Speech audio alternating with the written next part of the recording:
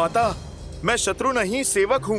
प्रभु श्री राम का दास हूँ, उनका सेवक हूँ, उनका हनुमान हूँ। परिचय की आवश्यकता नहीं है।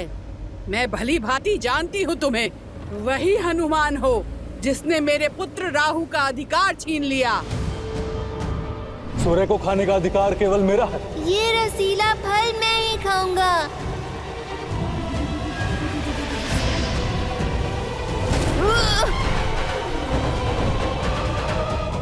अब दशानन की सेविका का कर्म भी पूरा होगा और राहु की माता का प्रतिकार भी।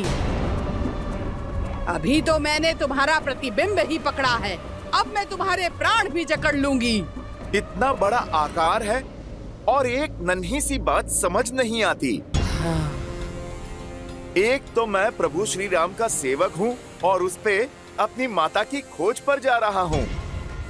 भगवान का आदेश पाया भक्त और माता की पीड़ा में उलझे पुत्र का मार्ग नहीं रोकते, अन्यथा भारी पड़ जाता है।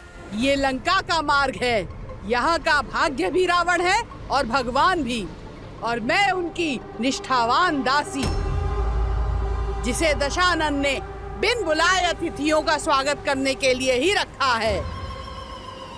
आओ, स्वागत ग्रहण करो।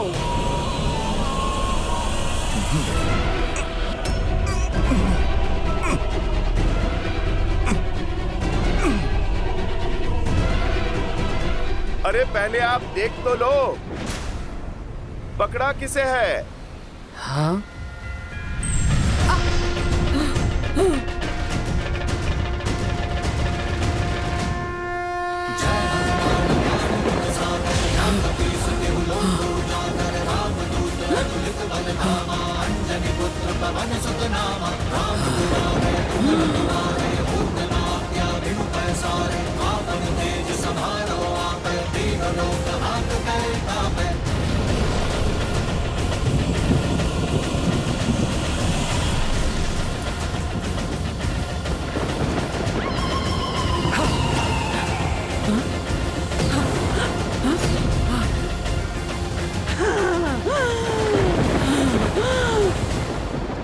दुष्ट मायावी वानर, सिंहिका से खेलते हो? मेरे प्रकोप से बचोगे नहीं। जिसके पास प्रभु श्री राम का नाम, उसे किसी कोप से क्या भय?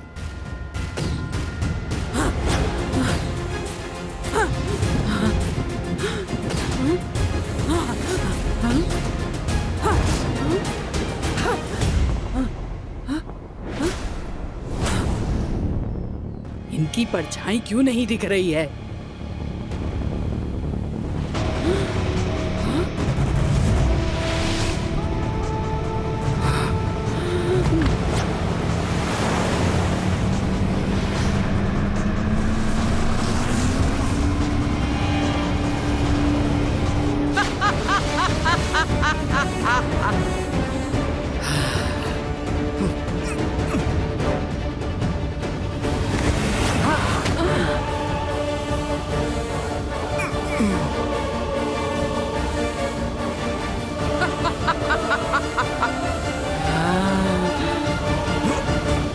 पकड़े गए ना वानर, अब मरने के लिए सज्ज हो जाओ। जितना छटपटाना है छटपटा ले, अब तेरी कोई युक्ति काम नहीं आने वाली। जैसी आपकी इच्छा राहु की माता।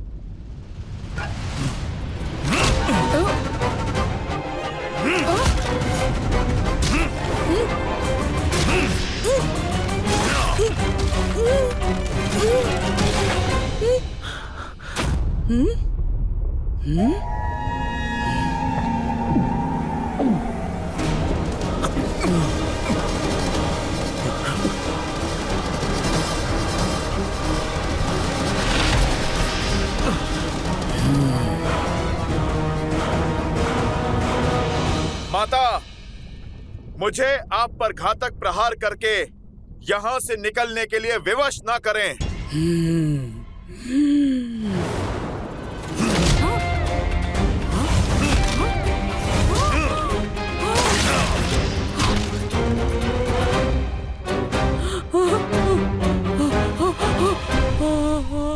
इतना समझाने के बाद भी आप नहीं समझी। उद्देश्य बहुत ही बड़ा है और समय बहुत कम।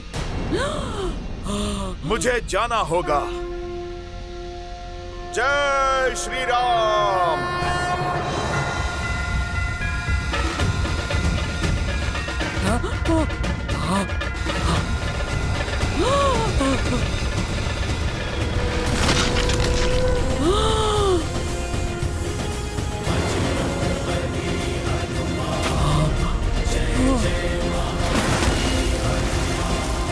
प्रभु श्री राम के भक्त की परछाई पे कोई भी आपदा नहीं आ सकती और प्रभु श्री राम के कार्य में कोई भी बाधा नहीं आ सकती। सीता माता मिलेंगी, खोजेगा उनका ये पुत्र हनुमान। जय श्री राम।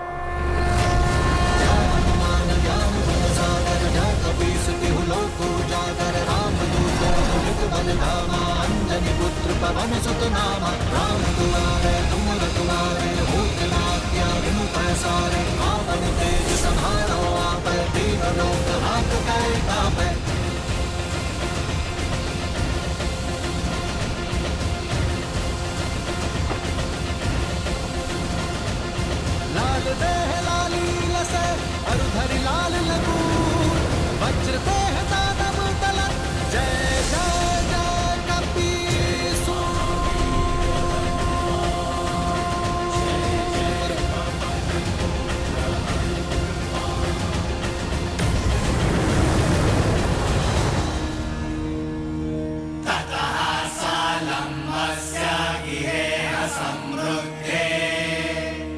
चित्रकूटे निपपातकूटे सकेतकोदालकनाळिके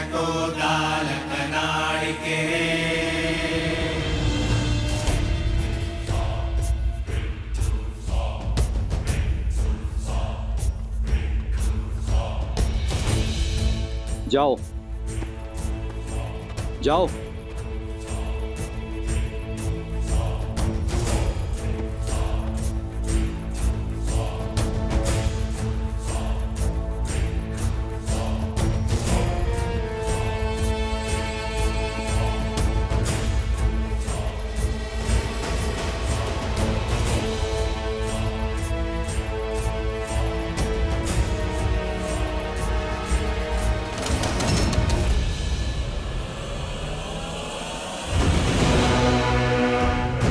लंका में लंकिनी के आज्ञा के बिना पक्षी भी नहीं आ सकता।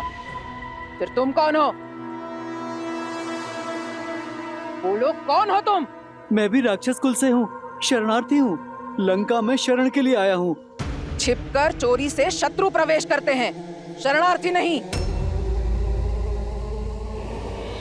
अनुमति पत्र है? अनुमति पत्र तो नहीं है। फिर दंड के लिए सज्ज हो जाओ। मुझे क्षमा कर दीजिए, छोड़ दीजिए मुझे। ठीक है, छोड़ देती हूँ।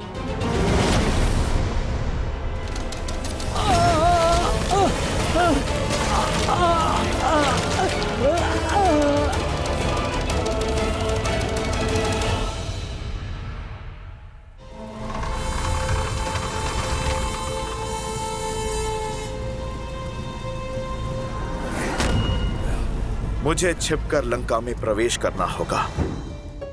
किसी को मेरा भेद पता नहीं लगना चाहिए, अन्यथा माता सीता संकट में पड़ सकती है। जय श्री राम। जय श्री राम।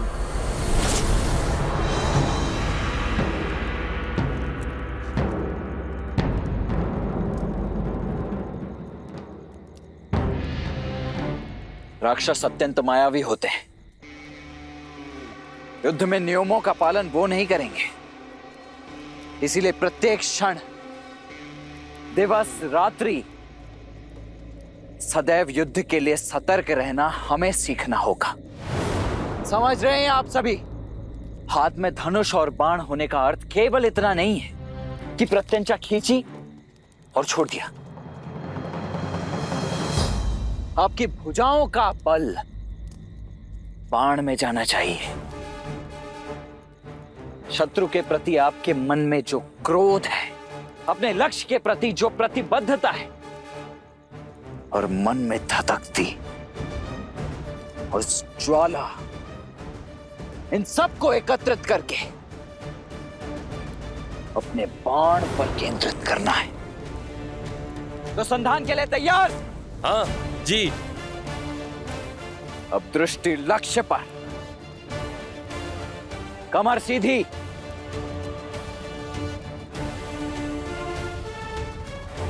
अब पूरा बल लगाकर खींचो। प्रहार!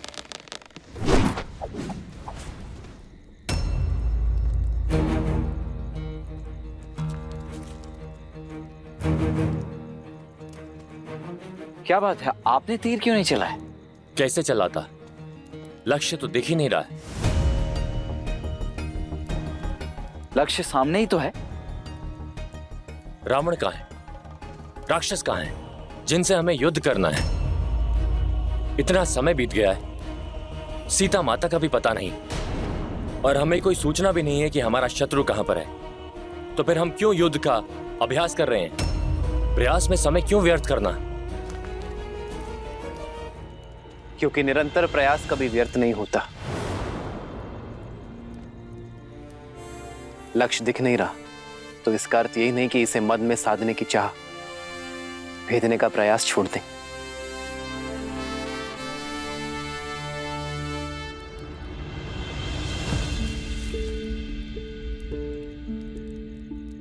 जब बीज बोया जाता है तो ये नहीं पता होता कि वो अंकुरित कब होगा, किंतु फिर भी हम इसे सींचने का प्रयास करते रहते हैं, इस आशा के साथ कि ये बीज एक दिन अवश्य पनपेगा, और बीज भी इस आशा के साथ अंकुरित होने का प्रयास करता है कि उसे सिंचाई मिलती रहेगी। यदि सींचने वाला ही आशा और प्रयास दोनों छोड़ दे तो ये बीज अंकुरित होकर भी वृक्ष नहीं बन पाएगा।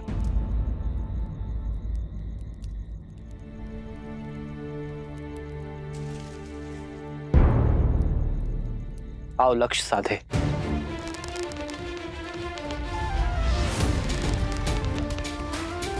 दृष्टि लक्ष्य पर, भुजाओं का बल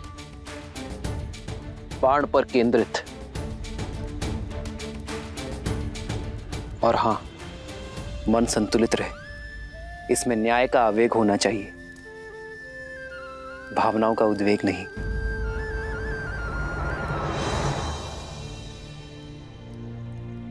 प्रहार!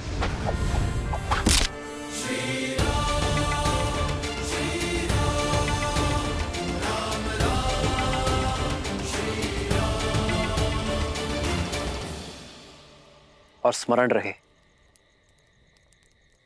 जिस लक्ष्य की खोज में हम हैं, उसका बीज बनकर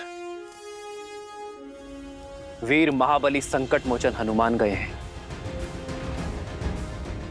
आशा का अंकुर अवश्य फूटेगा।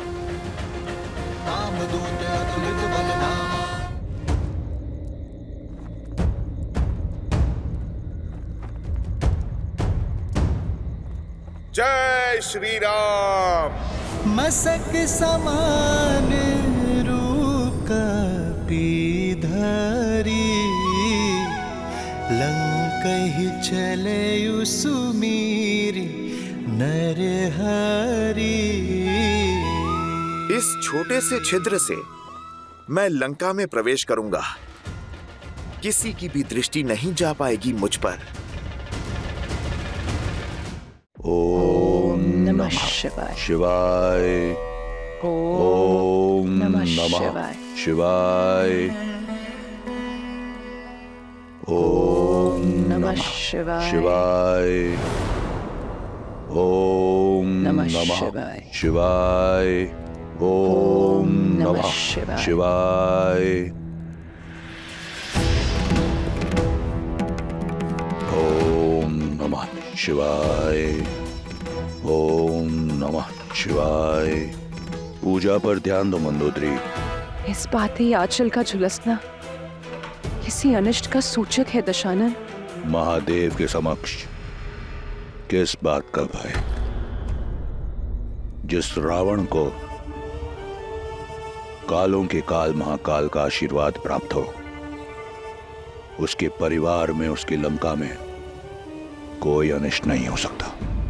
काल और भाग्य किसी के दास नहीं होते हैं दशानन। वायु के छोटे से झोंके और अग्नि की छोटी सी लौ से आंचल जला है मेरा।